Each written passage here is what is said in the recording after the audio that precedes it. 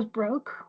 Yeah. And I'd met somebody at folk club, and she said, "Why don't you come to the folk festival?" And I said, "What's a folk festival?"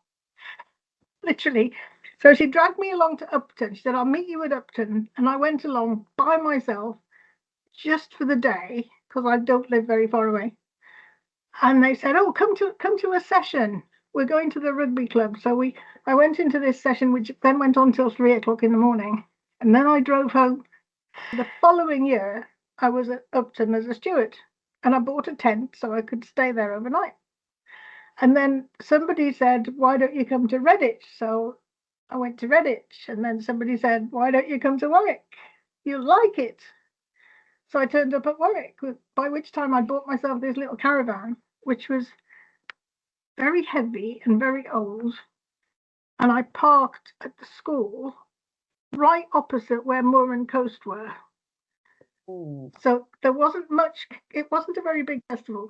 And the food was on one side, and then you could camp right opposite. So I was literally across the road, and I got there Friday about 9 o'clock at night. So I'll tell you. So Moor and Coast held sessions at night, basically. After everything had finished, you could sit in Moor and Coast till it got light singing. So we did. So Moor and Coast is in the place in the for food? caterers. Yeah. Wow. So they had this tent with a little bit at the front where you could sit, and they had some benches and a couple of tables. And Sue said, "Come on, let's go over here." So off we went, and we sat there drinking coffee and singing until it got light, basically. And then we went and got a bit of sleep, and then we got up in the morning and went stewarding again. And that was Warwick. And then because of that, I kind of started to connect with the people in the sing-arounds. Mm-hmm. And I've met lots of people then. I can remember going up the stairs to was a sort of arts and crafts room, and we used to have sing-arounds up there. And I met Carol, who's a fellow Geordie, and she and I are still good mates, you know, and this is 30 years ago. It's amazing. But because you spot a familiar face and you're not the only one on your own, you kind of connect with those people.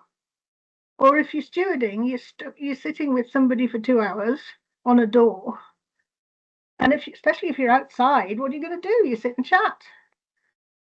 And normally it's sunny at Warwick, so it's quite nice to sit out on the grass and just gossip with whoever is sunny. Is there. I mean, we've had a couple of really wet, horrible festivals, but mostly it's pretty good.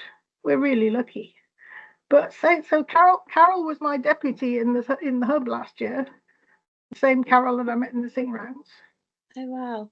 So what is it, Sheila, about the sing-arounds that you feel makes it easy to connect with people? Well, that was all I did. That was all I knew, because I'd no experience of the folk world at all. So I could sit there and I knew 2 songs. So very nervously, I would contribute my 2 songs occasionally. But more often than not, I would just sit and listen. And eventually I got the nerve up to actually participate a bit more. But I'm still terribly nervous in that situation. But it's safe to do. You know, there's nobody going to knock you back and say, "Oh, that was rubbish." The fact that you've actually got up and sung is an achievement, and you're applauded for it, and you're not made to feel stupid. And if you sing a song that everybody knows, they'll join in. And they don't criticize you because it's too popular, if you see what I mean. There's some songs that get sung to death badly by lots of people, and you think, "I better not do that one," because I think I do it quite well, but they might not, and it's awful. But there's none of that at the folk, certainly not at Warwick. I never had any of that. It was delightful. And you can walk into a pub where there's a sing-around and join in and be part of something without feeling like it's spare part. Mm-hmm.